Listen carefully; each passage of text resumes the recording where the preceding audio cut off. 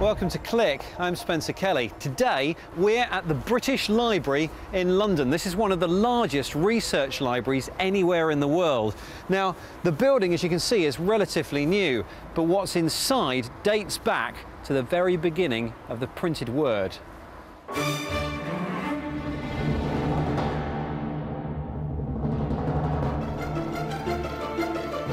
The library is home to some of the most important texts in history, from King George III's enormous personal book collection to smaller treasures like the earliest Bibles and notes from the greatest creative minds in history. It's a copyright library, which means that as well as the rare texts, it also receives a copy of every publication that's printed in the UK and Ireland. The statistics are suitably impressive. Over 14 million books, 150 million items in total, 625 kilometres of shelving, and that grows by 12 kilometres every year. And it's all safely housed in the vaults, 4 stories underground. This is where hundreds of thousands of people come every year to read just about any book that they want and listen to any recording they want, as long as they do it using headphones.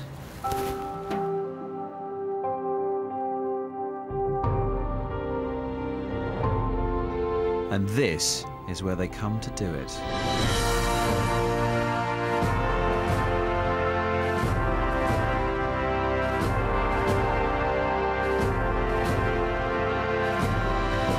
But the British Library is now looking ahead to the future. This exhibition, called Growing Knowledge, is encouraging people to test out different ideas to help decide which technologies will be most useful for researchers over the coming decades. Nora Daly is the digital curator of the exhibition. Nora, thanks for having us at your place. Thanks for coming. What are you hoping to achieve from this space here? Well, we're engaging our researchers. We want to know what they think the future of the research will be. We're testing out different environments, different screen setups, just to get a gauge from the public what they think our role will be in the 21st century. So, are you basically scanning everything in the British Library and making it available online? I'm guessing it's a bit more than that. It is. I mean, we would really like to do that.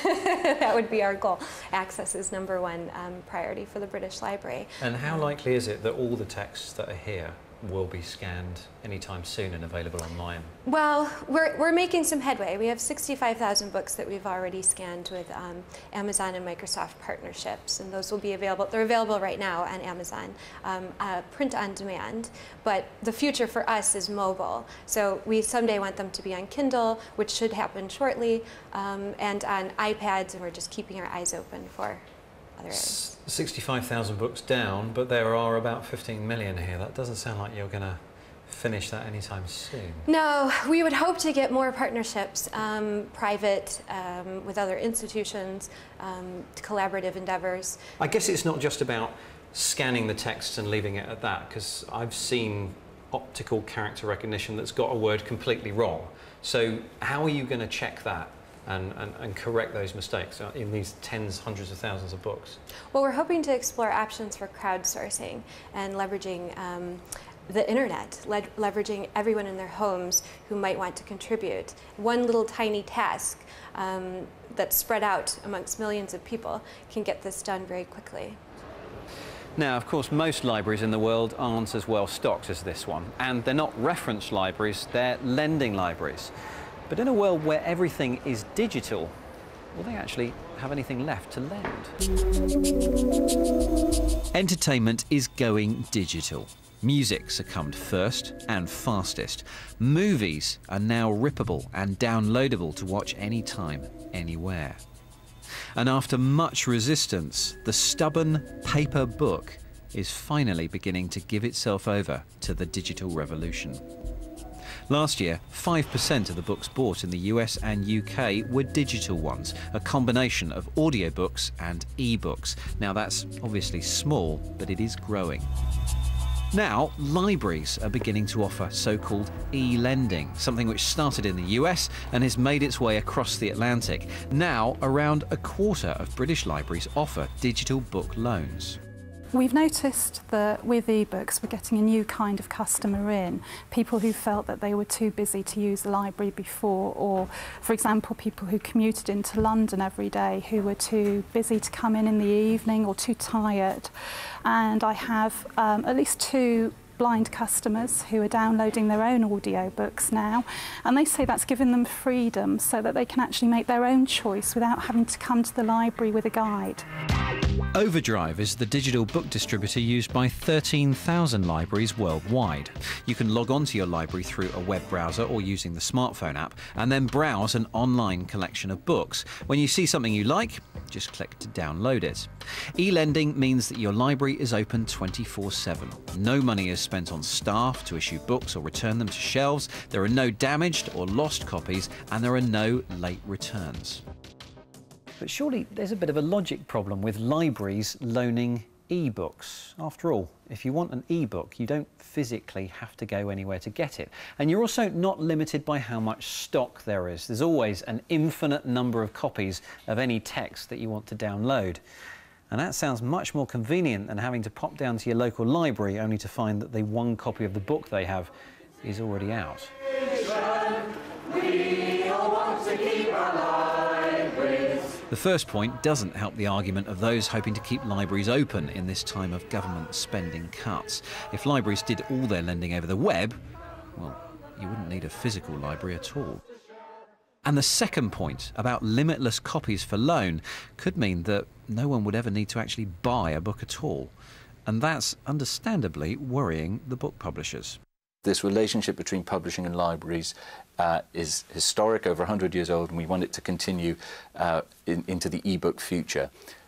But we have to ensure that we replicate as closely as we can the success of the physical lending model, which is that there's one book, there's one user, there's one time. And in that way, you ensure that the lending model doesn't start to impact upon the retail model.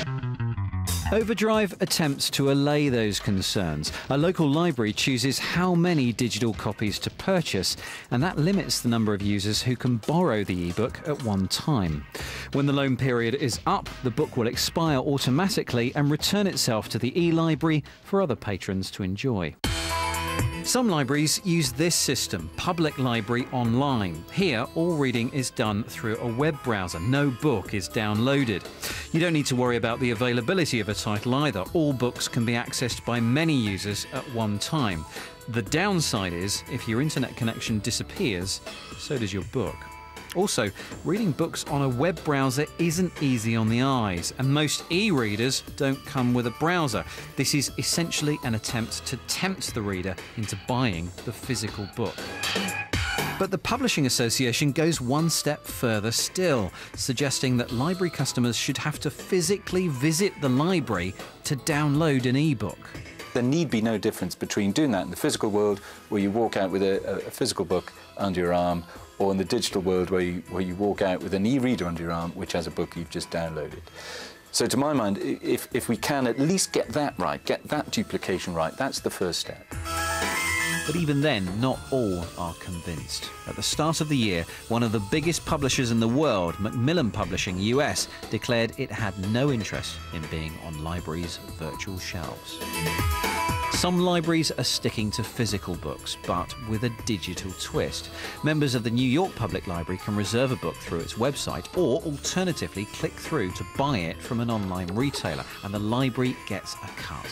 Of course, this doesn't help the smaller libraries to remain open in times of huge budget cuts.